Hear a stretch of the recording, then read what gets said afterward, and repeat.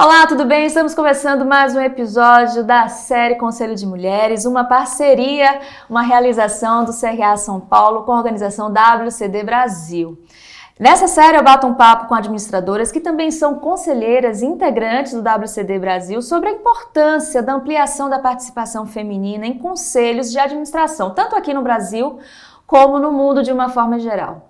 Hoje a nossa convidada é bastante especial, inclusive ela já foi chamada aqui na série de ícone da participação, quando o assunto é diversidade, equidade de gênero nas organizações. Tenho o prazer de receber a administradora Maria Fernanda Teixeira, que é presidente do Conselho de Administração da Pérola S.A., conselheira de comitês na Raia Drogasil, Grupo Simpar, Grupo Vamos, Claranet Technology, além de ser uma das fundadoras do Grupo Mulheres do Brasil e premiada 3 vezes pela Forbes como a mulher executiva mais influente em tecnologia.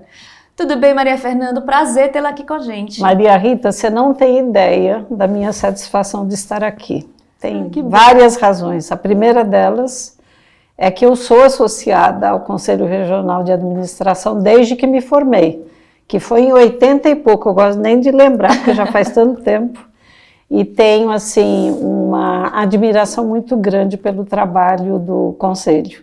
A segunda grande coincidência é que eu também sou associada do WCD há muitos anos. Então, são duas instituições assim que eu tenho um grande respeito, então tenho um prazer imenso de estar aqui hoje. Nossa, a gente também adora quando você vem, já é a segunda vez que a Maria Fernanda participa aqui do nosso canal. A última vez que ela esteve aqui conosco foi num evento em 2018, se eu não me engano, a gente vai até falar dele mais pra frente, participando do Mulheres em Foco, e agora ela está retornando para bater esse papo aqui com a gente sobre esse assunto tão importante, né, que é a ampliação da participação feminina na liderança de corporações, como conselheiras. E você, como eu disse, é considerada um ícone, não estou exagerando, a Maria Fernanda há muito tempo dá voz, empresta sua voz a essa causa e participa de instituições que são muito importantes, né, para debater esse assunto, como o Conselho de Gênero e Desenvolvimento do Banco Mundial. Bom, aproveitando que você está aqui, eu não poderia começar esse programa sem te perguntar se você acha que a sociedade, principalmente a sociedade brasileira, está sabendo debater o que é diversidade, principalmente dentro das organizações. Então, Maria Rita, a gente teve uma evolução gigante, né? Se eu olhar para o início da minha carreira, onde eu tive a sorte, talvez, né, de iniciar a trabalhar. Primeiro foi num banco, que eu fiquei pouco tempo, até porque eu me casei e fui demitida. Veja como é que era a situação das mulheres na época, né? E logo em seguida fui para a General Motors, uma empresa multinacional que tinha, assim, um pouco mais de abertura em relação à diversidade. Então, assim, eu acho que eu tive a sorte, né, de ir para a empresa certa, que me abriu todas essas portas. A luta tem sido grande, né? A gente teve uma evolução muito importante em relação à diversidade em geral.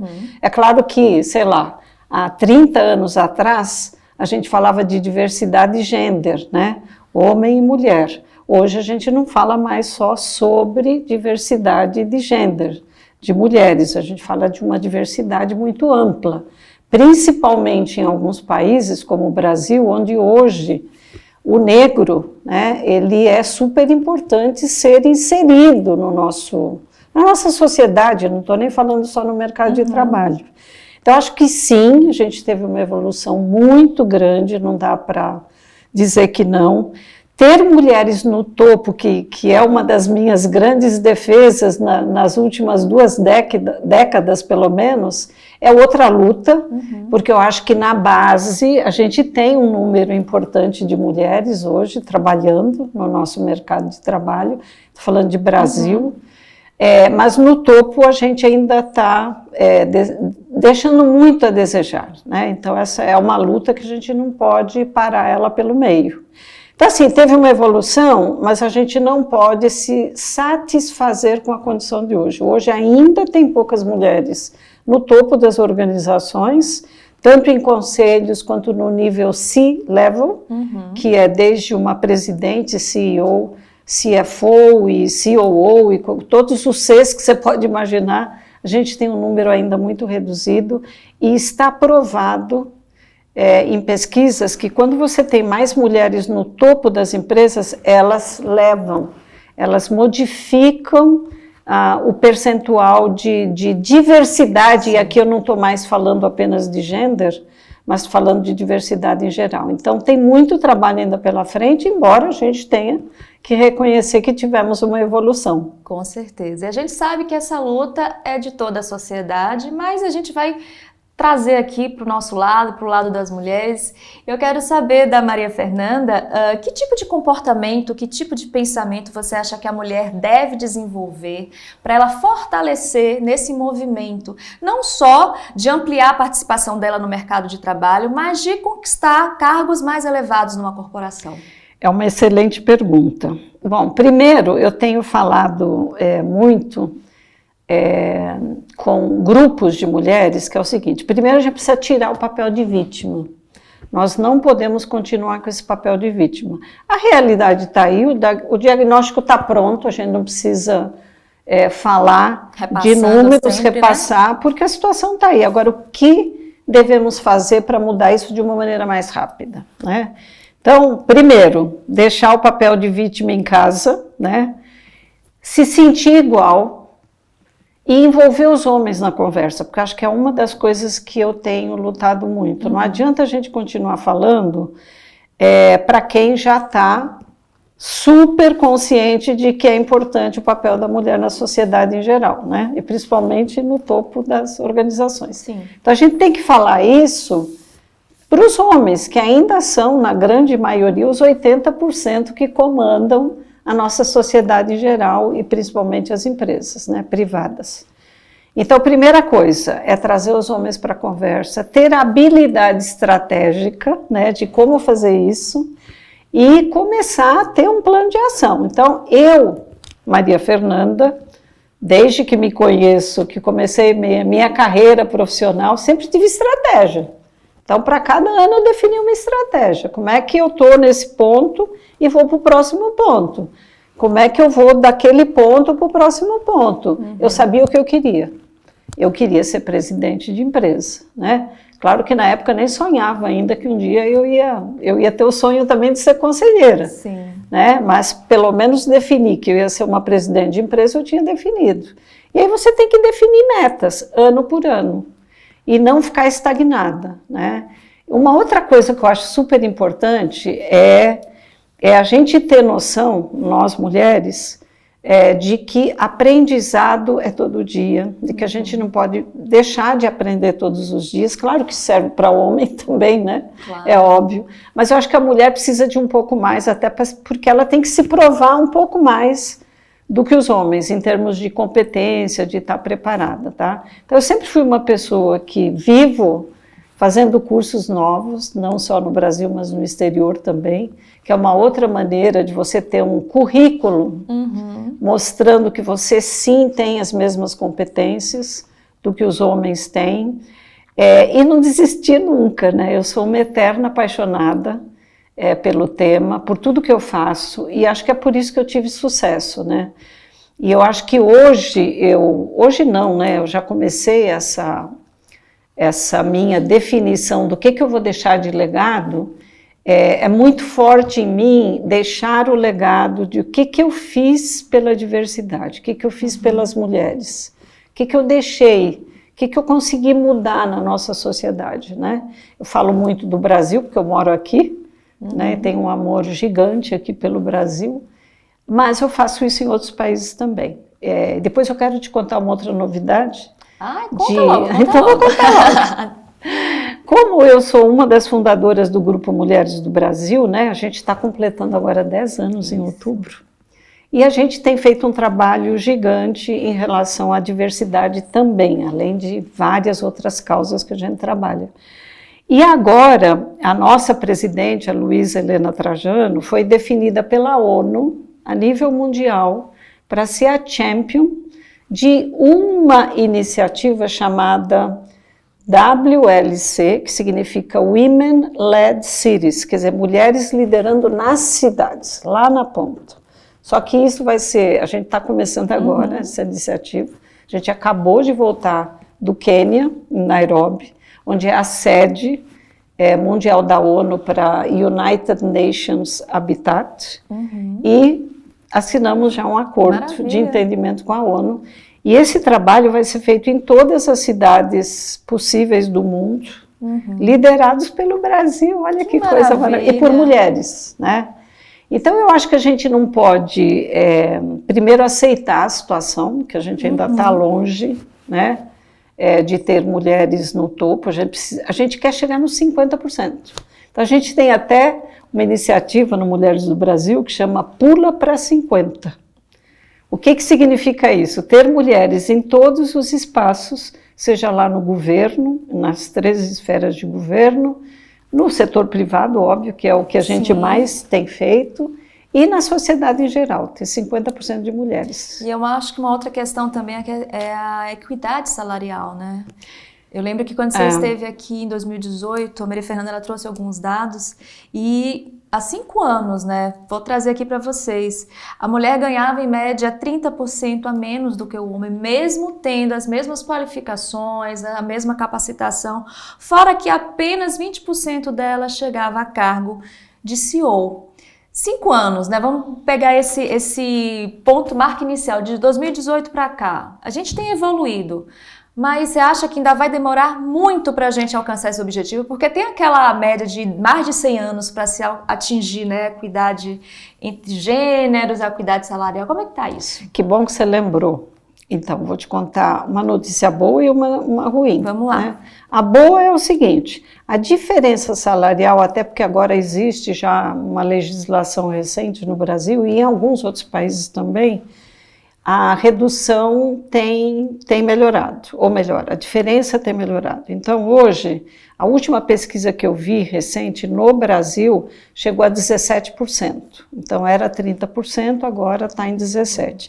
A gente espera que agora, com legislação, diminua mais ainda. Embora a legislação antes era por estado, agora tem alguma coisa mais federal, então a gente espera que isso seja reduzido. Então, essa é uma coisa positiva, né? A parte negativa é que a gente não melhorou muito os cargos de C-level nas empresas. Ainda continua um número baixo. Quando você fala C-level, até melhorou um pouquinho, porque aí inclui, né, C de marketing, C de vendas, C de operações, então melhorou um pouco. A gente já vê mais mulheres nesses cargos, mas cargo de CEO ou presidente, eu acho que hoje a gente está numa média de 7%, na época era 4%, que eu me lembro exatamente há 5 anos atrás. Então tem muita coisa para fazer, né? Basicamente os números... Agora eu queria te relembrar o seguinte, e eu acho que todo o público aqui deveria saber, né? Homens e mulheres. A gente continua com uma diferença muito grande para equiparar posições e salário, que você lembrou muito bem. Então, por exemplo, antes, há 10 anos atrás, quando nós fundamos o Grupo Mulheres do Brasil, era 80 anos para igualar. Vejam que teve uma piora. Se você pegar as últimas pesquisas, já está há 120 anos. Sim. E, claro, juntando salário com posição. Tá? Claro que eu estou falando de mundo, não estou falando só do Brasil. Sim. Varia um pouco de país para país. Então tem muita coisa para fazer, sabe? E aí eu convido os homens que estão aqui nos escutando hoje, como é que vocês podem colaborar para a gente reduzir essa diferença. Está provado até pelo Banco Mundial que a gente aumenta um PIB dos Estados Unidos, que não é pequeno, são trilhões e trilhões de dólares, quando a gente consegue ter a inserção de pelo menos uns 40% de mulheres na economia. O que é incluir mulheres na economia? É dar o direito delas, mesmo o direito que os homens têm, tanto de cargos quanto de salário. Então, vocês imaginem o que a gente melhoraria no mundo, quando você tem mulheres inseridas na economia, gerando esse monte de dinheiro, o quanto você melhora a qualidade de vida da humanidade, né? Em todos os níveis. Então fica aqui meu desafio para todos. Bom, vieses cognitivos fazem parte, né, dessas barreiras que atrapalham a gente alcançar esse nosso objetivo. Na sua opinião, quais são os vieses que ainda são sustentados pela sociedade? Aqui na nossa série a gente falou de alguns, falou de maternidade, falou da questão da tecnologia, o envolvimento, o interesse da mulher pela tecnologia que tem que ser despertado desde a infância, né? Se ela quer brincar de astronauta, qual o problema, né? Porque ela é uma menina, uma criança que não pode. Maria, o que é que você acha? Então, eu sou a favor de que desde a criação, o problema começa em casa, né? Nós, mães, né, vamos dizer assim, temos que ter essa consciência de como é que a gente educa os nossos meninos. As meninas também, né? Porque a menina, como você acabou de falar, tem todo o direito de brincar com carrinho, de querer ser uma cientista da NASA, né? Trabalhar com foguete, seja lá o que ela decidir. O menino é a mesma coisa, a gente tem que ensinar os meninos, e aqui fica aqui para os homens que já são criados, como é que eles podem colaborar mais na sociedade e em casa. Então, assim, não é só a mulher que tem que cuidar da casa, ou que tem que se preocupar em, né, que vai comer, fazer supermercado, enfim. É dividir, na verdade, as tarefas. Essa divisão, ela ocorre não só na casa, mas na educação dos filhos também, né? Por que só a mulher tem que levar o filho no médico? Por que só a mulher tem que ir na reunião do filho, né? Então, fica aqui o meu convite, essa provocação, porque são vieses, né? A gente não pode esquecer que a gente vem de uma cultura bastante tradicional, né? Onde havia uma dominação e até uma expectativa, né? De que o homem que tinha que manter, que tinha que trazer o dinheiro, acabou, gente, e assim... Faz mais sentido. Mas o viés está lá no fundo. Muitas vezes, não é que o homem quer, mas ele foi educado desse jeito, e leva um tempo. Agora, se a gente não tiver essa provocação, nas empresas principalmente, né, de como é que a gente muda isso muito rápido, a gente vai levar uns 100 e poucos anos, né? Não é uma coisa fácil. Eu diria que a gente já vê hoje muitas empresas trabalhando o tema de vieses. Por quê? Porque é difícil mesmo, né? A coisa é tão automática, a decisão é tão automática, tipo assim, abriu uma vaga de vice-presidente. O que acaba acontecendo quando são os homens que estão lá no cargo de presidência ou no conselho, que ainda é a grande maioria, já fica, eu tenho um amigo, tenho 2 amigos, olha, que poderiam, né? O que acaba acontecendo? Os CVs que vêm para ser considerados são de amigos, é tão inconsciente. Então, enquanto as empresas não definirem regras diferentes, a gente não muda isso tão rápido. Tem mudado? Tem, a gente tem que reconhecer, mas está horrível ainda. Está muito pouco, Está muito pouco. Então, a provocação que fica aqui, Maria Rita, é o que os homens podem fazer e definir metas, definir metodologias diferentes, processos diferentes dentro das empresas, para não fazer isso o ano que vem, é começar agora.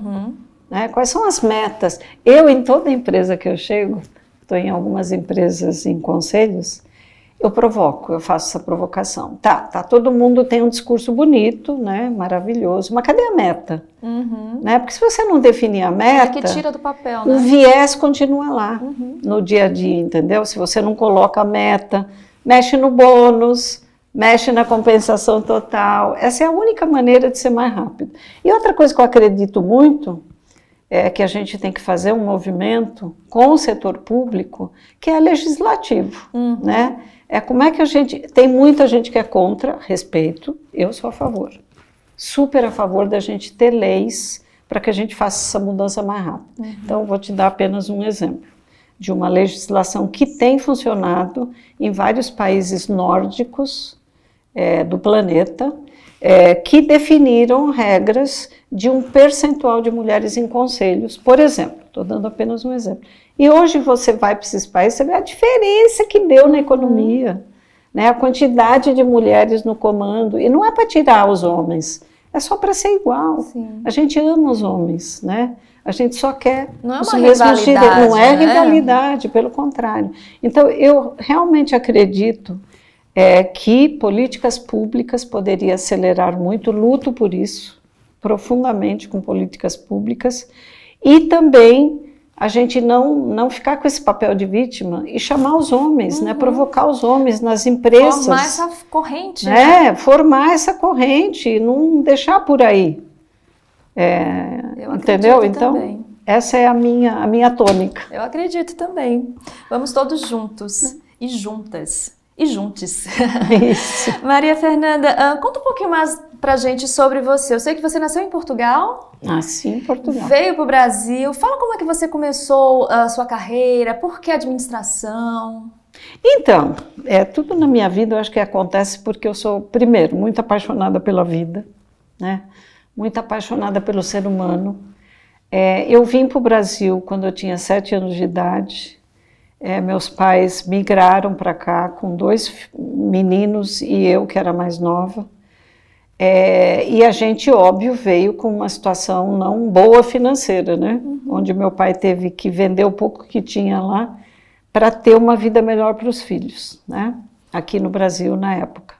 O Brasil nos abraçou, então eu tenho uma gratidão imensa pelo Brasil, me sinto brasileira, embora tenha minhas raízes em Portugal e amo também o meu país. Aliás, eu faço questão que os meus filhos e os meus netos tenham essa conexão com Portugal, que é super importante, a gente lembrar dos antepassados, né? Mas sempre fui uma pessoa desde pequena que eu tinha consciência profunda de que se eu quisesse ter uma vida de qualidade melhor e poder inclusive dar uma vida de qualidade melhor para os meus pais, que eram muito trabalhadores, assim, bem na base, eu tinha que estudar muito e eu tinha que ter muita coragem e não ter medo de nada, né? E de verdade, eu defini estratégia, desde pequeno eu defini estratégia, né?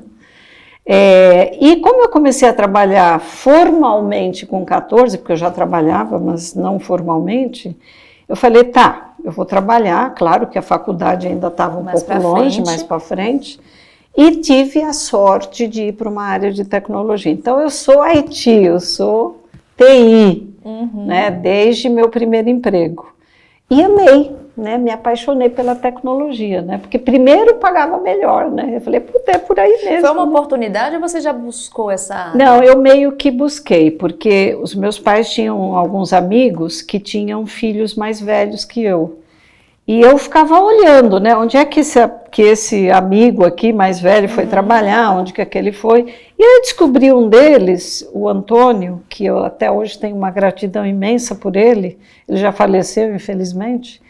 Ele foi trabalhar num banco e na área na época a gente chamava processamento de dados, né? E ele me contava aquilo, eu fiquei apaixonada. Eu falei, puta, é isso mesmo que eu quero ir trabalhar com essa coisa aí, com tecnologia. E ele acabou me apresentando no banco, claro que eu tive que fazer um monte de teste, né, para entrar lá. E entrei no banco e fui para a área de processamento de dados porque eu quis, né, eu escolhi, em vez de ir para qualquer outra função. Porque eu poderia ter ido para o mesmo banco, para a área de financeira, sei lá o quê, né? Para a área de caixa, de operação do banco, mas não, eu queria aquela área. E, gente, eu amei, né? E outra coisa que eu tinha muito em mente, eu tinha que ser a melhor em tudo que eu fizesse, em toda a área. E sempre consegui isso. E não era para esnobar ou para fazer com que as outras pessoas parecessem menos. Mas eu achava que era a única maneira de eu progredir rápido. Porque eu também nunca ficava muito na mesma posição, mais do que um ano e meio, né? Esse é outro segredo, viu, gente? Vocês querem aprender... Sempre se dedicava. Você tem que, né, ir mudando para aprender o todo, né? Porque se você quer chegar a conselheira, quer chegar um pouco antes em cargos de vice-presidente ou presidente, você tem que aprender o todo. Você não pode achar que se você se formou só na área de tecnologia que você vai um dia chegar a ser presidente de uma empresa. Então eu tive essa habilidade e essa estratégia também. E aí a pergunta é, como é que eu fui ser administradora, né? Porque eu já trabalhava, eu já estava numa área de tecnologia onde eu recebia todo o meu treinamento de tecnologia na empresa. Falei, o que eu vou estudar, né? Vou ser administradora, porque se eu quero ser presidente, eu tenho que aprender negócios, né? E foi aí que eu decidi fazer administração. E foi a coisa mais acertada que eu fiz. A carreira foi deslanchando. Foi deslanchando, porque você precisa entender de negócios, né? Se você quer uma carreira para chegar a ser uma líder de gestão de empresas. Então, fiz a escolha certíssima. Que maravilha. E outra coisa bonita, me associei ao CRA e, óbvio, ao WCD, que também é um grande celeiro, né? Pois é. Que dá um incentivo enorme para as mulheres e cria um awareness incrível. Foi super importante. Como né, é que você conheceu o WCD? Então, de novo, o mercado, né? Quando você começa a falar, puxa, eu tenho que ser uma ativista, no bom sentido, de gênero, no caso, né? Na época, quando eu comecei, foi há mais de 35 anos atrás que comecei essa bandeira, e aí eu descobri que o WCD tinha sido fundado aqui no Brasil, e depois, óbvio, o WCD já existia fora do Brasil. Aí eu falei, eu tenho que fazer parte, né? Eu tenho que aumentar essa massa para que a gente faça, na verdade, um trabalho de awareness para termos mais mulheres nos conselhos. Muito bacana. Bom, Maria, como é que vocês, conselheiras, né, unidas, podem fortalecer mais mulheres no conselho, uma puxando a outra? Como é que vocês fazem esse movimento? Então, tem várias maneiras, né? Uma das iniciativas que eu liderei por um tempo, até junto com o WCD, junto com o IBGC, junto com o Banco Mundial, porque eu estava no Banco Mundial na época, em Washington, foi criar um programa que hoje tem outro nome, mas a gente chamava Mulheres em Conselho. Hoje está sendo liderado pelo IBGC, junto com o WCD, junto com a IFC, enfim, outros parceiros. Mas eu comecei isso com algumas amigas que já eram conselheiras, lá atrás, já faz uns 7, 8 anos que o programa existe. Essa foi uma maneira, e foi bárbaro, né? Porque começou a ser noticiado, a gente começou a preparar, mentorar mulheres já com um certo nível de qualificação, para elevar essas mulheres para os conselhos, né? Não só porque você dá dicas, né, do que falta, você faz uma análise rápida do que falta, mas você expõe essas mulheres também na imprensa, com outros conselheiros. Claro. Então essa é uma maneira de ajudar, tá? Que a gente fez, ele continua hoje. Mas a gente tem, por exemplo, no Grupo Mulheres do Brasil, eu criei uma iniciativa, óbvio, só para quem é associada do Grupo Mulheres do Brasil, a gente tem uma iniciativa bem similar, onde a gente escolhe mulheres ou para cargos de CEO, presidentes, ou para conselhos, e a gente faz mentoria, faz 1 ano de mentoria e a gente acelera a carreira dessas mulheres, porque não é que muitas vezes falta conhecimento para elas, ou que tem alguns gaps, mas é exposição. Muitas vezes falta exposição, falta ajudá-las a criarem um networking correto. O que acontece nessas mentorias, por exemplo? O que é que vocês conversam? Que tipo de orientação vocês dão? Então,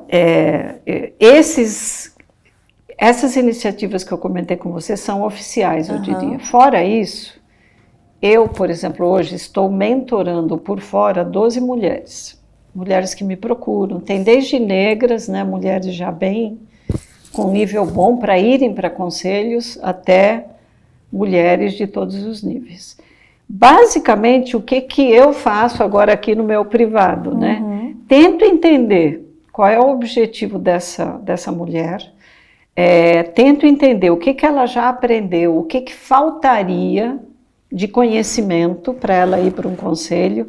Porque ir para um conselho não é que você só vai entender de TI, ou só vai entender de finanças, ou só vai entender de operação, ou de marketing, ou de estratégia. Você tem que ter um conhecimento do todo do negócio.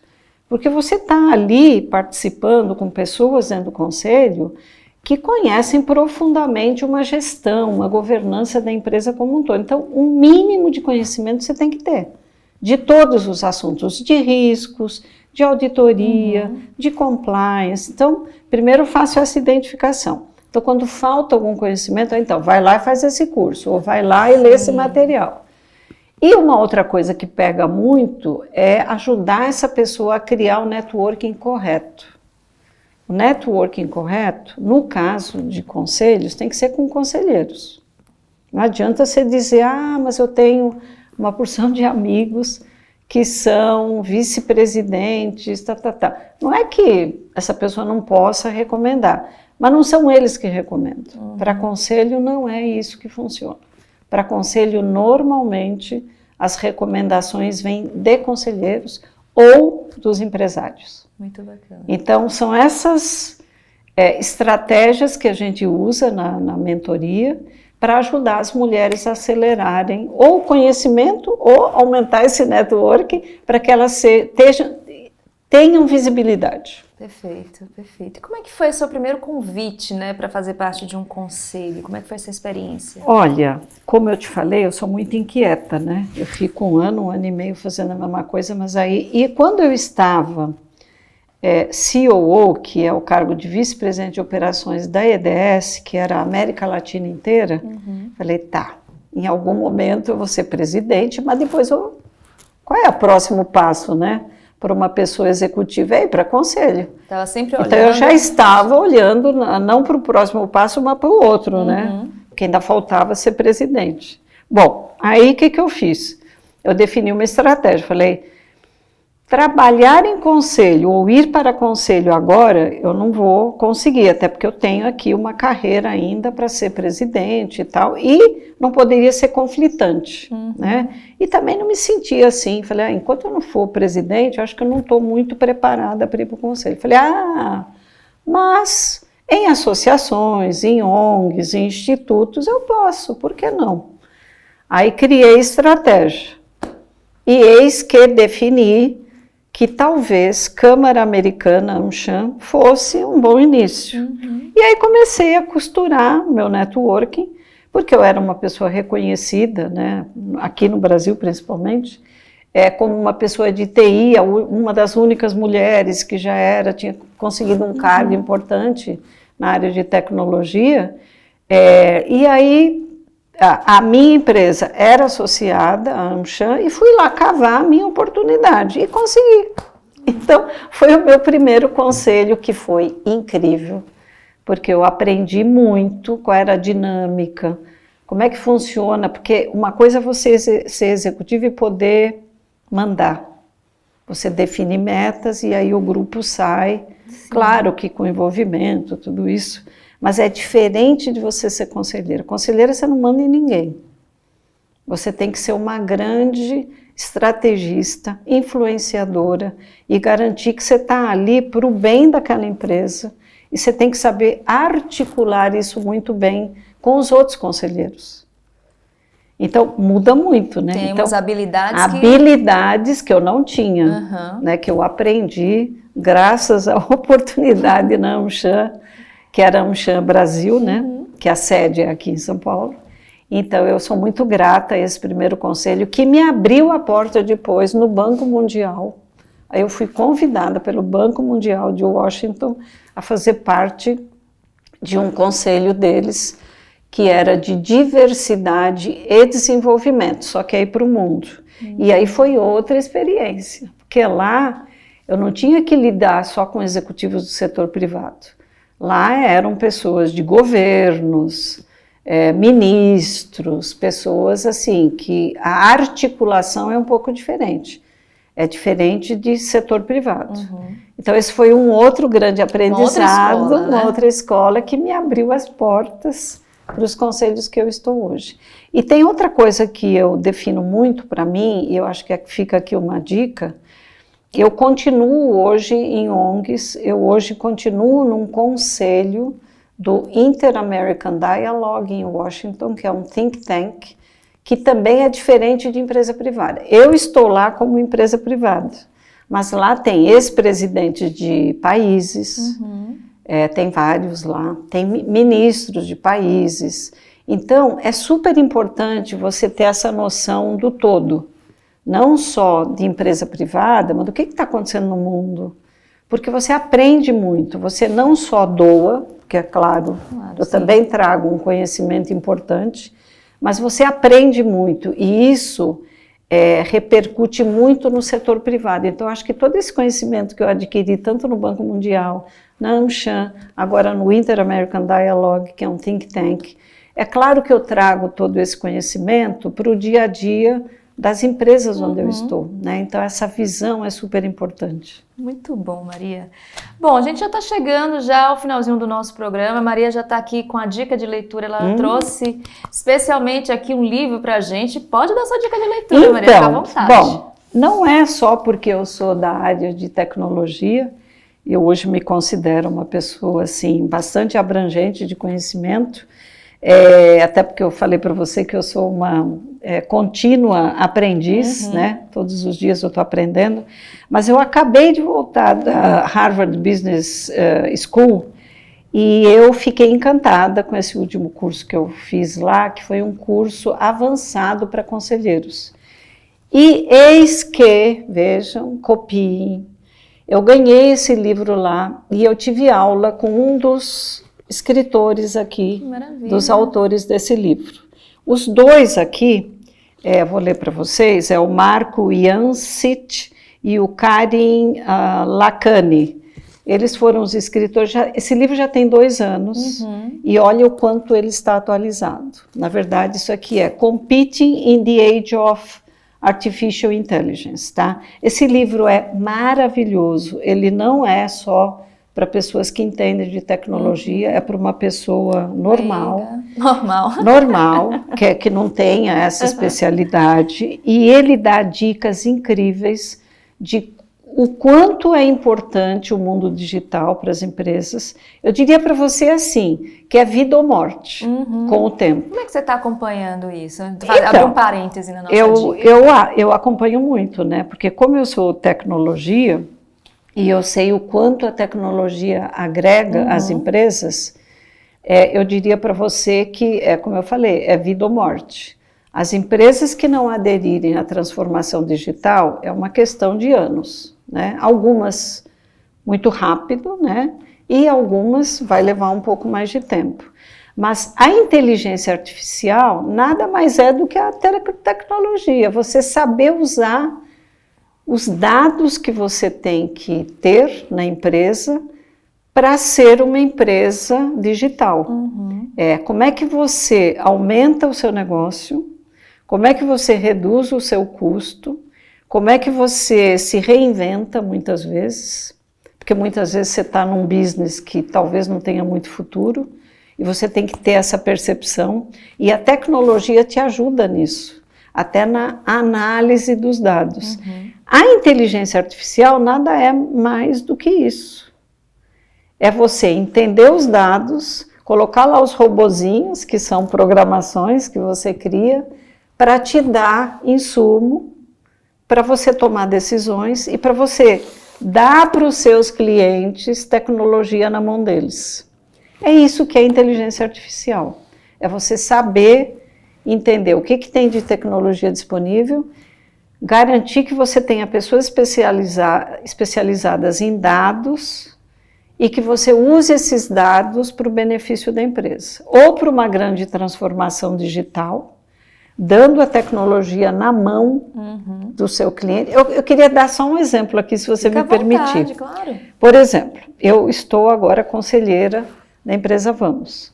A empresa Vamos é a maior empresa hoje no Brasil que aluga caminhões, produtos agrícolas para o mercado. E eles usam tanto tecnologia de maneira inteligente, olha o que eles fazem.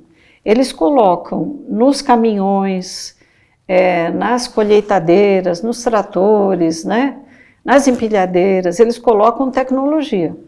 Essa tecnologia garante não só a segurança do próprio condutor, como evita roubo, evita fraude, como alimenta o dono dessa empresa que aluga esses equipamentos ou compra esses equipamentos, como utiliza melhor o equipamento, como reduz o uso de combustível. Enfim, ele te dá na mão num celular ou num iPad todas as informações. Olha que coisa mais incrível. Então, a Vamos poderia ser uma empresa normal, que continuava lá vendendo ou alugando esses mesmos assets e não usar essa tecnologia. Agora, a felicidade dos clientes da Vamos, de todo dia entrar lá no computador acompanhar, e acompanhar. Ah, esse equipamento está lá em Goiás, esse aqui está lá no Nordeste, esse aqui está lá no Sul. E olha como é que está a utilização. E hoje em dia a questão da transparência Exato. Também, né, das informações. Então, a tecnologia, gente, não é difícil, não é difícil. Você só precisa ter pessoas que tenham essa visão estratégica e fazer acontecer. Você acha que um grande desafio para frente, assim, relacionando tecnologia e conselho, é a adaptação dos conselheiros a essa nova linguagem, por exemplo? Então, esse é um grande, vamos dizer assim, desafio das empresas em fazer uma transformação também nos seus conselhos, nas suas áreas executivas. Não é que todo mundo tem que entender de tecnologia, óbvio que não, né? Você tem que ter pessoas que entendam de finanças, pessoas muito fortes, pessoas que entendam de estratégia muito forte. Você tem que ter uma diversidade, eu diria. Mas precisa estar inteirado, né? Precisa estar inteirado. Agora, não adianta nada você ter mesmo essa pessoa, vamos imaginar, que seja o super especialista em finanças. Mas se ele não entender o que está acontecendo, ele não vai poder contribuir muito, inclusive em finanças. Sim. Né?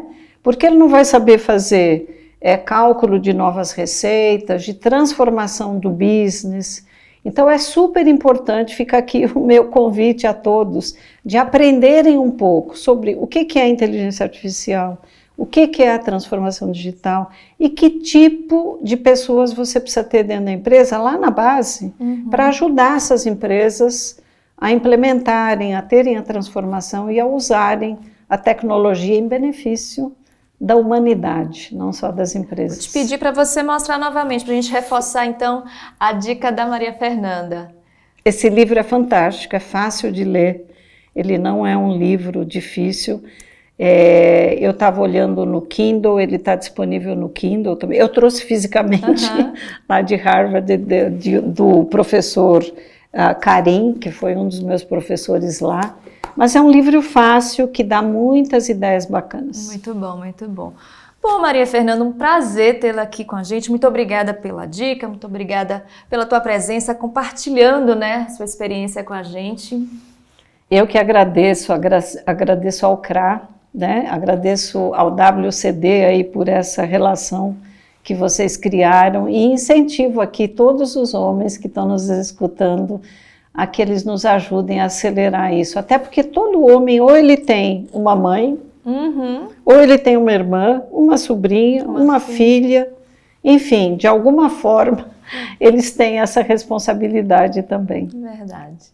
E muito obrigada a você também que ficou conosco em mais um episódio da série Conselho de Mulheres. Espero que vocês tenham gostado. Não esqueça de escrever aqui nos comentários o que você achou, de seguir as redes do CRA São Paulo e do WCD Brasil. Até a próxima. Tchau, tchau.